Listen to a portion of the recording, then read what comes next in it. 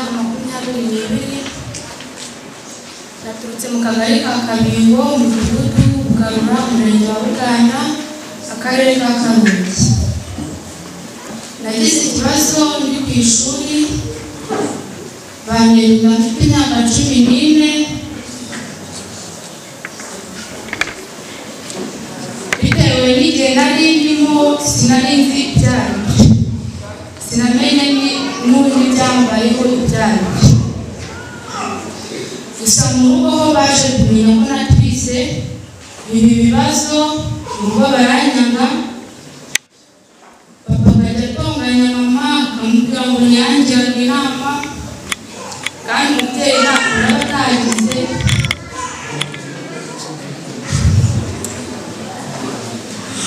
Akamuturira ibintu byinshi. Gusa nanjye byaje kongeraho ingaruka ngira ikibazo nabimenyeye ndiheba ngira ikimvune n'ikimwaro sinabashaga gusubira mu bandi bana.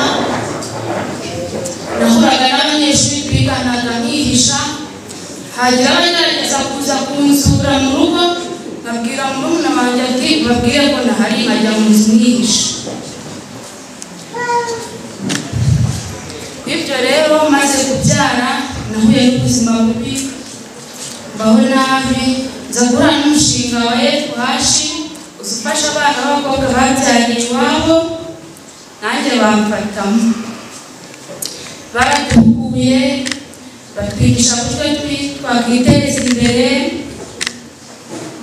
n'uburyo twakwihangira umurimo, batwigisha n'uburyo abantu basabana n'abandi. Kuko njyewe nari narihebye numva ntasubira no mu bandi bantu. Gusa nagiye nganira na bagenzi banjye bimpa icyizere cy'ubuzima bwanjye. Baratwigishije nyuma yo kuduhugura batwigishije imashini amezi 6. Tumaze kwiga baduhaye ibikoresho turiga. Ngiye ku giti cyanjye baranyigishije ubu ndi umutayeri. Hari byinshi nagezeho, nagiye mu matsinda ndazigama. Mu matsinda nakuyemo n'inka yanjye ku giti cyanjye.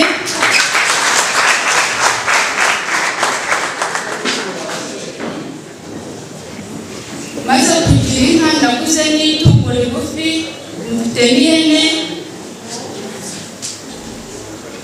Ndarihira umwana ku ishuri, umwana twiga mu wa mbere.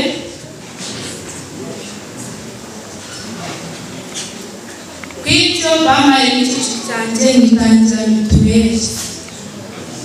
Ndashimira rero umuryango wa Yetwashi watubaye hafi, barakoze cyane kutuba hafi. Kuko iyo baza n'umushinga kuko utariho abana bamwe sizana tuba turi. Murakoze.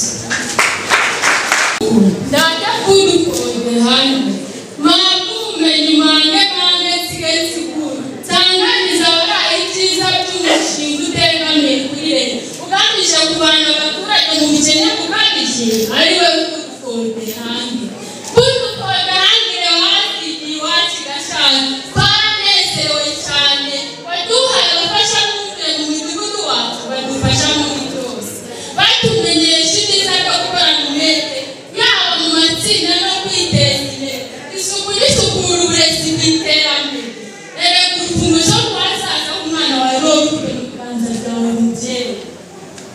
Mu rubyiruko niwahatanzwe natwe urubyiruko turanezerewe cyane umunsi batwigishije ubudozi bw'imashini tuzabibyaza umusaruro dutera imbere. Erega n'isi bikazara amagi. Data kudu nata chini ya kudu koru de